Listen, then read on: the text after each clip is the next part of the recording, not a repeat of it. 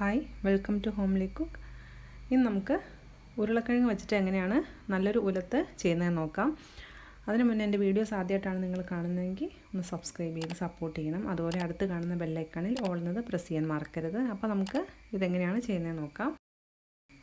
അതിന് വേണ്ടിയിട്ട് ഞാനിവിടെ എടുത്തിരിക്കുന്നത് 3 ഉരുളക്കിഴങ്ങാണ്. ഇതിപ്പോൾ അത്യാവശ്യം വലിപ്പമുള്ള ഉരുളക്കിഴങ്ങാണ് എടുത്തിരിക്കുന്നത്. ഇത് ആദ്യം ഒന്ന് പീൽ ചെയ്തിട്ട് നന്നായിട്ട് കഴുകി ചെറിയ പീസസ് ആയിട്ട് കട്ട് ചെയ്തെടുക്കണം. അപ്പോൾ അതങ്ങനെ ചെയ്തെടുക്കാം. ഉരുളക്കിഴങ്ങ് കട്ട് ചെയ്തതുപോലെ ചെറിയ പീസസ് ആക്കിയിട്ട് വെള്ളത്തിലിട്ട് വെച്ചിട്ടുണ്ട്. ഇത് വെള്ളത്തിലിട്ട് വെച്ചില്ലെങ്കിൽ ഉരുളക്കിഴങ്ങിൻ്റെ കളർ മാറും. ഇനി ഇതിലേക്ക് ഞാൻ ഒരു 30 ചുമന്നുള്ളി എടുത്തിട്ടുണ്ട്. ഇതുപോലെ ഈ ഒരു വലിപ്പത്തിലുള്ള 30 ചുമന്നുള്ളി എടുത്തിട്ടുണ്ട്. ഇതിലേക്ക് കുറച്ച് ചുമന്നുള്ളി അധികം വേണം. ഇനി ഇത് ചെറുതായിട്ടൊന്ന് കട്ട് ചെയ്തിട്ടെടുക്കാം. ഒരു പാൻ ചൂടായി കഴിഞ്ഞപ്പോൾ ഇതിലേക്ക് ഒരു 3 ടേബിൾ സ്പൂൺ വെളിച്ചെണ്ണ ഒഴിച്ചു കൊടുത്തിട്ടുണ്ട്. വെളിച്ചെണ്ണ തന്നെ വേണം. ഇനി ഇതിലേക്ക് ഒരു ടീസ്പൂൺ കടുക് ഇട്ട് കൊടുക്കാം. പിന്നെ ഒരു 2 തണ്ട് കറിവേപ്പില കൂടെ ചേർത്ത് കൊടുക്കാം. കറിവേപ്പില കുറച്ച് കൂടുതൽ വേണം. കറിവേപ്പില ഒന്നങ്ങ് മൂത്ത് വരുന്ന സമയത്ത് ഇതിലേക്ക് അരിഞ്ഞു വെച്ചിരിക്കുന്ന ചുവന്നുള്ളി ചേർത്ത് കൊടുക്കാം. ഞാനിപ്പോൾ വട്ടത്തിലാണ് അരിഞ്ഞെടുത്തിരിക്കുന്നത്. നന്നായിട്ട് കനം കുറച്ച് അരിഞ്ഞെടുക്കുക. ഇനി ചുവന്നുള്ളി കൂടെ നന്നായിട്ടൊന്നങ്ങ് മൂത്ത് വരണം. ഉള്ളി ഇവിടെ നന്നായിട്ട് മൂത്ത് വന്നിട്ടുണ്ട്. ഇനി ഇതിലേക്ക് ഒരു 1/4 ടീസ്പൂൺ മഞ്ഞൾപ്പൊടി ചേർത്ത് കൊടുക്കാം. ഇനി ഒരു 1/2 ടീസ്പൂൺ മുളക് പൊടി കൂടെ ചേർത്ത് കൊടുക്കാം.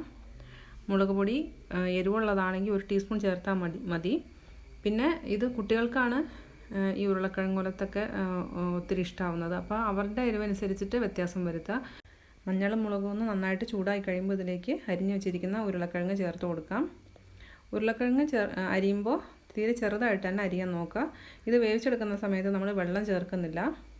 അതുകൊണ്ട് തന്നെ പെട്ടെന്ന് വെന്ത് കിട്ടണമെങ്കിൽ ഉരുളക്കിഴങ്ങ് ചെറുതായിട്ട് തന്നെ അരിഞ്ഞെടുക്കണം. ഇതിന് നന്നായിട്ടൊന്നങ്ങ് മിക്സ് ചെയ്ത് യോജിപ്പിച്ചെടുക്കാം. ഇനി ഇതിലേക്ക് ആവശ്യമുള്ള ഉപ്പ് ചേർത്ത് കൊടുക്കുക.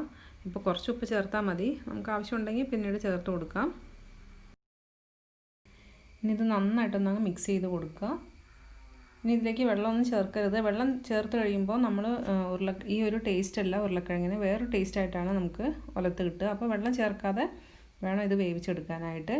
ഇനി ഒന്ന് തട്ടിപ്പൊത്തി വച്ചിട്ട് ഇതുപോലെ തട്ടിപ്പൊത്തി വച്ചിട്ട് ഒന്ന് അടച്ച് വെച്ചിട്ട് വേവിച്ചെടുക്കാം. ഞാനിവിടെ വീണ്ടും ഒന്ന് തുറന്നിട്ടൊന്ന് മിക്സ് ചെയ്തിട്ട് കൊടുക്കുകയാണ്. ഇതുപോലെ ആവി നന്നായിട്ട് മേലേക്ക് കയറി വരുന്നുണ്ട്. ഇനി ഒന്നുകൂടെ മിക്സ് ചെയ്തിട്ട് വീണ്ടും ഇതുപോലെ അടച്ചു കൊടുക്കുക. അതുപോലെ വെന്ത് കിട്ടുന്നത് വരെ നമ്മൾ ഇതുപോലെ മിക്സ് ചെയ്തുകൊണ്ടേ ഇരിക്കുക. അടി പിടിക്കാതെ നോക്കുക. ഉരുളക്കിഴങ്ങ് ഇവിടെ വെന്ത് വന്നിട്ടുണ്ട്. ഇനി ഇതിലേക്ക് 1 ടീസ്പൂൺ കുരുമുളക് പൊടി കൂടെ ചേർത്ത് കൊടുക്കാം. എന്നിട്ട് നന്നായിട്ടങ്ങ് മിക്സ് ചെയ്ത് യോജിപ്പിക്കുക. ഇനി ഇതിലേക്ക് 1 തണ്ട് കറിവേപ്പില കൂടെ അവസാനമായിട്ട് ചേർത്ത് കൊടുക്കാം. വളരെ ഈസിയാണ് ഇത് റെഡിയാക്കി എടുക്കാനായിട്ട്. വെള്ളം ചേർക്കാത്തത് കൊണ്ട് അടി പിടിക്കാതെ ശ്രദ്ധിച്ച് വേവിച്ചെടുക്കണമെന്ന് മാത്രം. അപ്പോൾ ഇതുപോലൊന്ന് കുട്ടികൾക്ക് ചെയ്ത് കൊടുക്കുക. ഇഷ്ടപ്പെട്ടെങ്കിൽ ലൈക്ക് ചെയ്യാനും കമൻറ്റ് ചെയ്യാനും ഷെയർ ചെയ്യാനും മറക്കരുത്. നല്ലൊരു വീഡിയോ ആയിട്ട് വീണ്ടും കാണാം. Thanks for watching.